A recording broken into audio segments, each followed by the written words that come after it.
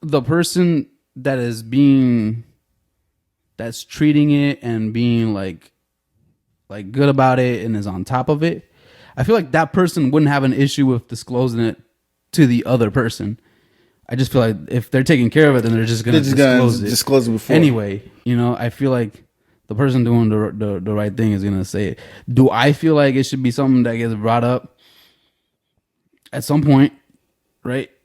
I think it should be brought up at some point, even if you're treating it. Yeah.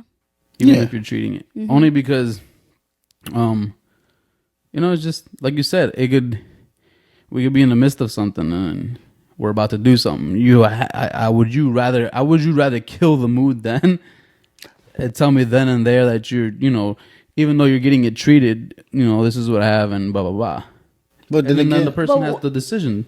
No, go ahead. But then again, like when you're meeting new people, most people says what can kill a date is when you ask about exes and stuff. When you ask about past relationships, like if they find out that you have a certain number, then that can not be in your favor. But this is like for like HIV and stuff like that. Yeah, I know. So it's not like numbers. It's just like disclosing that you have this. Yeah, I understand. Yeah, of some sort. If you're taking care of it, I will understand that you'll be more open about it. You think so? Yeah, I think it will be. But do you think it should be disclosed? Should it be? Like, should I, the person that have it, go tell you, or should the person be asking? I think so. I think even if I'm treating it, even if I'm treating it, obviously the person not treating is a piece of shit. But that's a different story, right? Yeah. If I'm treating it or I'm not treating it, if I know I have it, then I feel the obligation to because tell somebody. Then, if you think about it, let's say that then you do have sex with this person, right? But everything is safe, you're fine, and then after is when they tell you. Isn't that a crime? I'd be that exactly because I think I said what in 16 or 20, no, it was 20 something states. 20 something states. It's you have to disclose it. It's illegal to not disclose it. See, and then I feel like that also creates another thing, though, right? Like now it becomes somebody can potentially get me in trouble for something so innocent as in, like, what I'm saying, we were in the midst of the moment, I felt it, we felt it good, and then I told you afterwards, and now it becomes a thing. Well, now I want to like put you in jail or sue you because I just forgot. Yeah. Like, I don't know, it's just a strange situation to be in.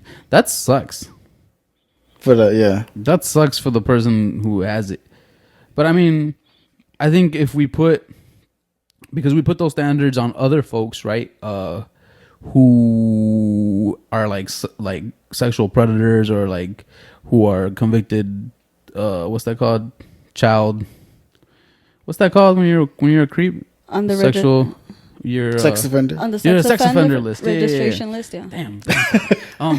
You're a sex offender. So those people basically have to walk around and knock on people's doors and be like, "Hey, I'm here." Yes. Yeah. Basically. Yeah. You know what I'm saying? And so, like, if we hold those standards to those folks, then it should be all across the board, right? We should hold those standards to people who have these illnesses to disclose that. It's something. Unfortunately, it's something that you have to live with, and it can be like, I guess, dehumanizing in a way, or you feel bad to have to disclose that right away to somebody. But hey, man, those are some of the choices that we have to live with, whether it was intentional or unintentional, the way you got it, right? Mm-hmm. It still, sucks, but you got to do what you got to do. Now you got to live with that. And okay, let's say that let's turn it around, right? You're with someone and that person tells you they're positive. Oh, yeah, that's not cool, man. Would you? No, but what? So would you? Let's say that you meet this person, you guys are getting to know each other, and that's something they disclose. Would you continue on with that person, or is that something that could potentially just completely turn you off? Break out the scenario for me again.